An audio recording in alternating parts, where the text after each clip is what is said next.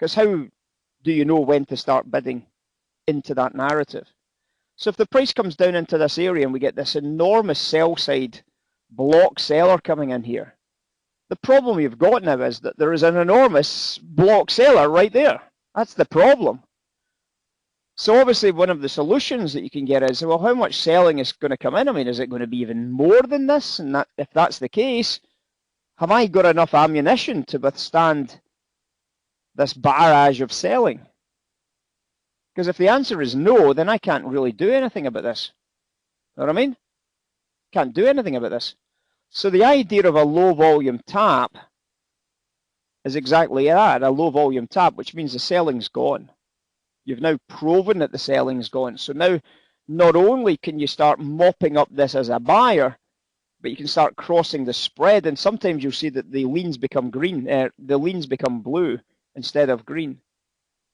Start that one again. The leans become blue leans instead of red leans. And it's not leans in the same sense. It's the fact that you're now leaning on the knowledge that the buyers are now buying from passive sellers, not aggressive sellers. In other words, the aggression's flipped from bearish to bullish.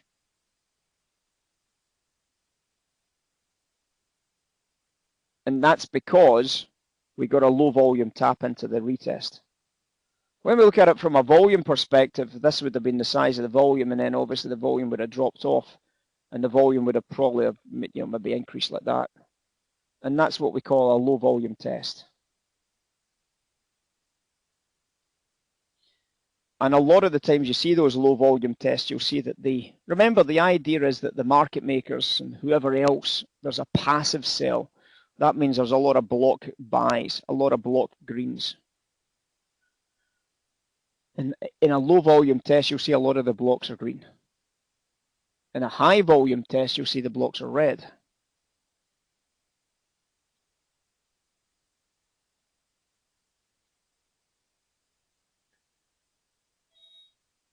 Make sense, guys?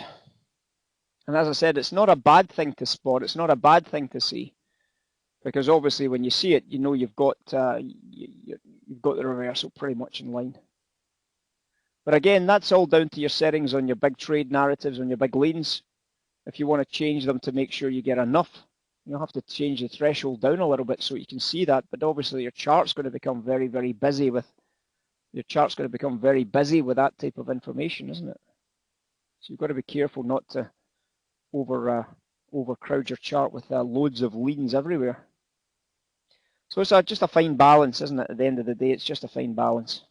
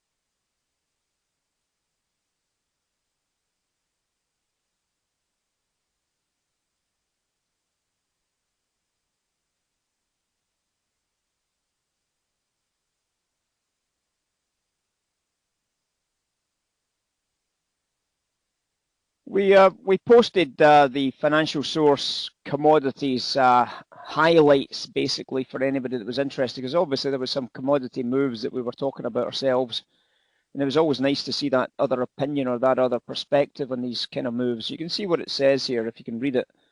WTI and Brent January futures have been under pressure since reopening of futures trading, with Brent trading below $82 a barrel for the first time since January, and WTI printing a new year-to-date low, $73.60 to $76.50 range, after Chinese daily COVID infections rose by a fresh record. Remember, this is what's causing a lot of oil and a lot of equity movement, is this COVID infection rate in China again.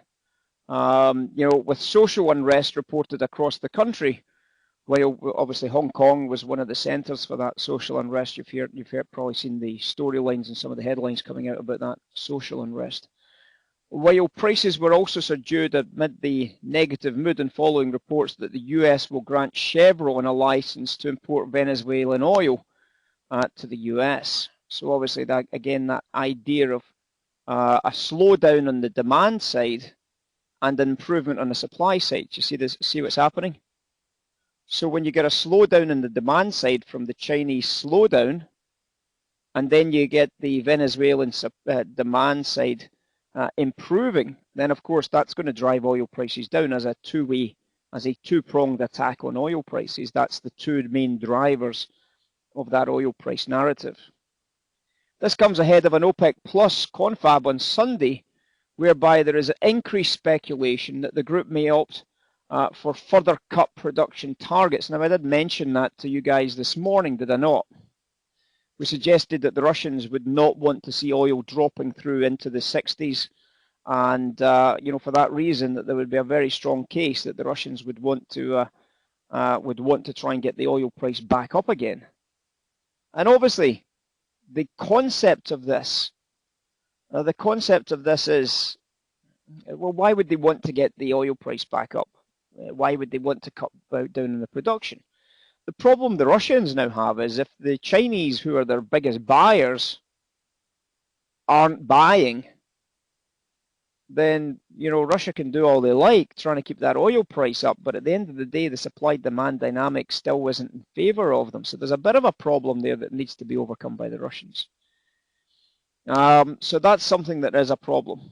So you can see here that may opt to further cut production targets amid the continued downside in prices alongside the continuing demand and destructive zero-COVID policy from China. So that cutback, obviously, because of China's COVID, allowing basically the OPEC nations to say, well, there is no demand, so we're cutting down on the production. That's going to drive the oil price up to $90 a barrel. And that's where they'll be happy with the oil, those kind of price levels. Ahead of the OPEC Plus meeting, UAE is reported to cut 5% of December's crude oil supply to some term lifters in Asia, citing the operational tolerance clause, but will provide contractual volumes for January. In terms of forecast, JP Morgan cut its 2023 Brent oil forecast by $8 to $90 a barrel and sees Russian oil output returning to pre-war levels by mid-2023, adding that OPEC Plus will need to cut by 400,000. Hold on a second.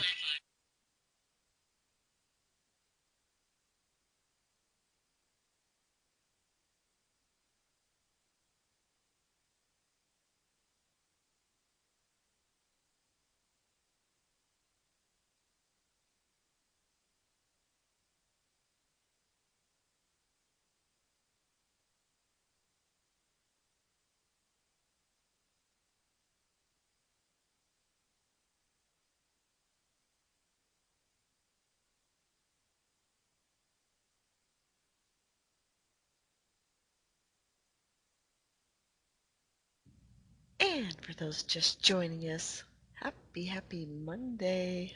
Hope you're doing well.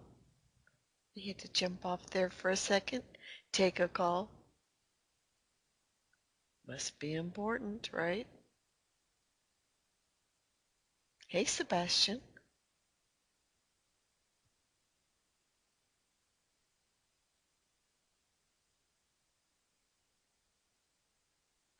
I did.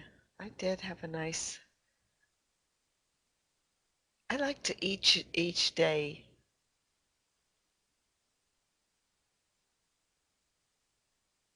Hey, good morning, Everett. Good morning, everyone.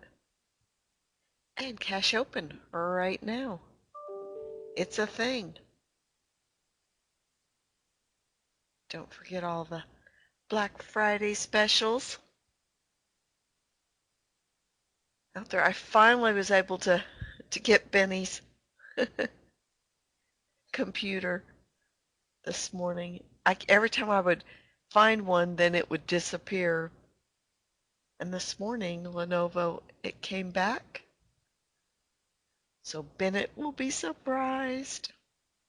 So she wanted for Christmas.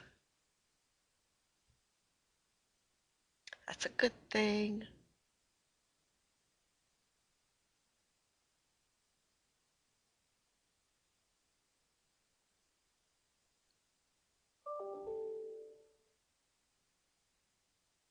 Got a great deal on it, like 70% off.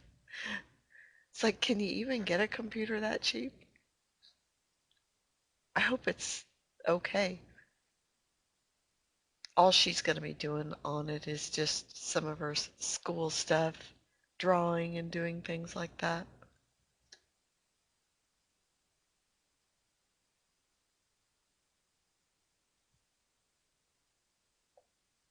Exactly. There you go. Learning, learning.